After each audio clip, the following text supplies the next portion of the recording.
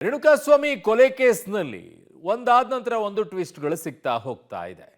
ಈಗ ಹಲವು ರೀತಿಯಾದಂಥ ಪ್ರಶ್ನೆಗಳು ಎದ್ದಿತ್ತು. ಆದರೆ ಈಗ ಅವರಿಗೆ ದೊಡ್ಡ ಸವಾಲಾಗಿರುವಂಥದ್ದು, ಸಂಕಷ್ಟ ಬಂದು ಒದಗಿರೋದು ಫಿಂಗರ್ ಪ್ರಿಂಟ್ಸ್.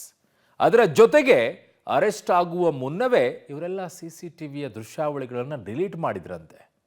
ಅದು ಇನ್ನೊಂದಿಷ್ಟು ಕಂಟಕವಂತಂದಿಡುತ್ತೆ. ಆ ರೀತಿ ಕೊಲೆ ಮಾಡಿದ ನಂತರ ಅದನ್ನು ಮುಚ್ಚಿಡುವಂಥ ಪ್ರಯತ್ನವೂ ಕೂಡ ಮತ್ತೊಂದು ಅಪರಾಧವಾಗ್ಬಿಡುತ್ತೆ. ಹಾಗಿದ್ದಾಗ ಏನು ಬೆಳವಣಿಗೆ ಆಗಿದೆ ಈ ಪ್ರಕರಣದಲ್ಲಿ ನೋಡಿ. ಡಿ ಗ್ಯಾಂಗ್ನ ಖತರ್ನಾಕ್ ಪ್ಲಾನ್ ಬಯಲು. ಅರೆಸ್ಟ್ ಆಗುವ ಮುನ್ನವೇ CCTV ದೃಶ್ಯ ಡಿಲೀಟ್. ಬಚಾವಾಗೋದಕ್ಕೋಗಿದ್ದ ಗ್ಯಾಂಗಿಗೆ ಮತ್ತೆ ಸಂಕಷ್ಟ. ಹೌದು, ರೇಣುಕಾಸ್ವಾಮಿ ಕೊಲೆ ಕೇಸ್ನಲ್ಲಿ ಡಿ ಗ್ಯಾಂಗ್ನ ದಿನಕ್ಕೊಂದು ಸ್ಫೋಟಕ ಸತ್ಯಗಳು ರಿವೀಲ್ ಆಗ್ತಿದೆ. ಪವಿತ್ರ ಗೌಡಗೆ ಅಶ್ಲೀಲ ಸಂದೇಶ ಕಳುಹಿಸಿದ ಚಿತ್ರದುರ್ಗದ ರೇಣುಕಾಸ್ವಾಮಿಯನ್ನ ಪಕ್ಕಾ ಪ್ಲಾನ್ ಮಾಡಿಯೇ ಕೊಲೆ ಮಾಡಿರೋದು ಈವರೆಗೂ ನಡೆದ ತನಿಖೆಯಲ್ಲಿ ಬಟಾಬೈಲಾಗಿದೆ.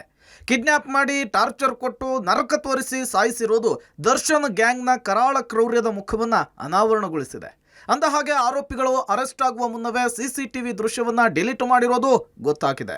ಪ್ರಕರಣದ ಆರೋಪಿ ಕಾರ್ತಿಕ್ ಅಲಿಯಾಸ್ ಕಪ್ಪೆ ಶರಣಾದ ಮೇಲೆ ಸಾಕ್ಷ್ಯ ನಾಶವನ್ನ ಪಡಿಸಲಾಗಿದೆ. ರೇಣುಕಾಸ್ವಾಮಿ ಕೊಲೆ ಮಾಡಿ ಪ್ರಕರಣದಿಂದ ಬಚಾವಾಗೋದಕ್ಕೋಗಿದ್ದ ಗ್ಯಾಂಗಿಗೆ ಸಂಕಷ್ಟ ಪಕ್ಕಾ ಆಗಿದೆ. ಪಟ್ಟಣಗೆರೆ ಶೆಡ್ ಒಳಗೆ ಹೊಡೆಯುವಂತಹ ದೃಶ್ಯಗಳು CC ಕ್ಯಾಮೆರಾದಲ್ಲಿ ಸೆರೆಯಾಗಿದ್ದು, ಕೊಲೆ ಆರೋಪಿಗಳು ಇದನ್ನ ಡಿಲೀಟ್ ಮಾಡಿ ಬಚಾವಾಗಬೇಕು ಅಂದ್ಕೊಂಡಿದ್ರಂತೆ.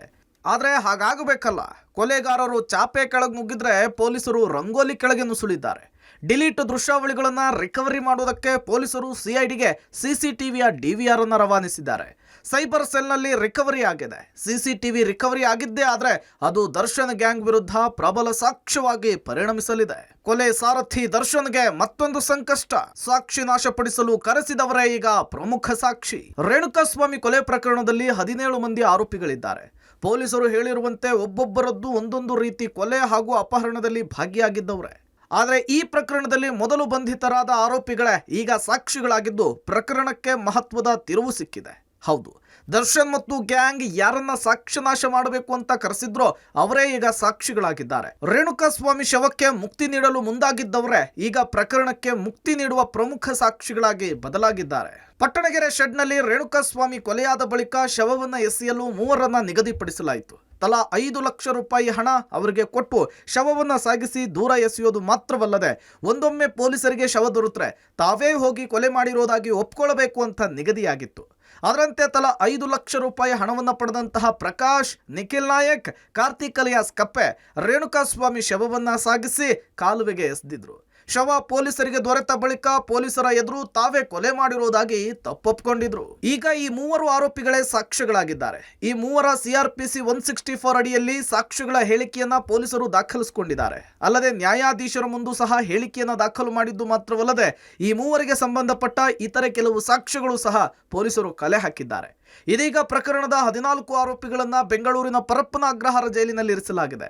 ಆದರೆ ಈ ಪ್ರಕರಣದಲ್ಲಿ ಸಾಕ್ಷಿಯಾಗಿರುವ ನಿಖಿಲ್ ನಾಯಕ್, ಕಾರ್ತಿಕ್ ಅಲಿಯಾಸ್ ಕಪ್ಪೆ ಮತ್ತು ಪ್ರಕಾಶ್ ಅವರುಗಳನ್ನ ಮಾತ್ರ ತುಮಕೂರು ಜೈಲಿಗೆ ಶಿಫ್ಟ್ ಮಾಡಲಾಗಿದೆ. ಕೊಲೆ ಕೇಸ್ನಲ್ಲಿ ಡಿ ಗ್ಯಾಂಗಿಗೆ ತಪ್ಪಿದ್ದಲ್ಲ ಸಂಕಷ್ಟ.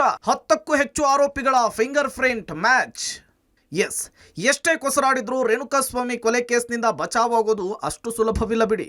ಸಾಕಷ್ಟು ಹೈ ಪ್ರೊಫೈಲ್ ಕೇಸ್ ಆಗಿರೋದ್ರಿಂದ ಪೊಲೀಸರು ತುಂಬಾ ನಿಗಾ ವಹಿಸಿ ಪ್ರಕರಣವನ್ನ ಇನ್ವೆಸ್ಟಿಗೇಷನ್ ಮಾಡ್ತಿದ್ದಾರೆ. ಈಗಾಗಲೇ ಸಾಕ್ಷಿಗಳ ಸಂಖ್ಯೆ ದ್ವಿಶತಕವನ್ನ ದಾಟಿದೆ. ನಾನಾ ರೀತಿಯ ಟೆಕ್ನಿಕಲ್ FSL ಮೊರೆ ಹೋಗಿದ್ದಾರೆ. ಈ ನಡುವೆ ಕ್ರೈಮ್ ಸೀನ್ನ ಫಿಂಗರ್ ಪ್ರಿಂಟ್ ಜೊತೆಗೆ 10ಕ್ಕೂ ಹೆಚ್ಚು ಆರೋಪಿಗಳ ಫಿಂಗರ್ ಪ್ರಿಂಟ್ ಮ್ಯಾಚ್ ಆಗಿದೆ. ದರ್ಶನ್, ಪವಿತ್ರ ಗೌಡ ಸೇರಿ 10 ಜನರ ಫಿಂಗರ್ ಪ್ರಿಂಟ್ ಮ್ಯಾಚ್ ಆಗಿದ್ದು FSL ಪರೀಕ್ಷೆಯಲ್ಲಿ ಈ ಸ್ಫೋಟಕ ಮಾಹಿತಿ ಬಹಿರಂಗವಾಗಿದೆ. ದರ್ಶನ್ ಹಾಗೂ ಪಠಾಲಂಗೆ ಸಂಕಷ್ಟ ತಪ್ಪಿದ್ದಲ್ಲ. ದಿನೇ ದಿನೇ ಕೊಲೆಗೆ ಸಂಬಂಧ ಸಾಕ್ಷಿಗಳ ಸಂಖ್ಯೆ ಏರಿಕೆಯಾಗುತ್ತಲೇ ಇದೆ. ಸಿಕ್ಕ ಸಾಕ್ಷಿಗಳು ಡಿ ಗ್ಯಾಂಗಿಗೆ ಕಂಟಕವನ್ನ ತಂದೊಡ್ಡುತ್ತೆ ಅಂತ ಹೇಳಲಾಗ್ತಿದೆ. ಈ ಪ್ರಕರಣದಿಂದ ಅಷ್ಟು ಈಸಿಯಾಗಿ ಹೊರಬರೋದು ಕಷ್ಟ ಅಂತ ಹೇಳಲಾಗ್ತಿದೆ. Crime bureau, public TV.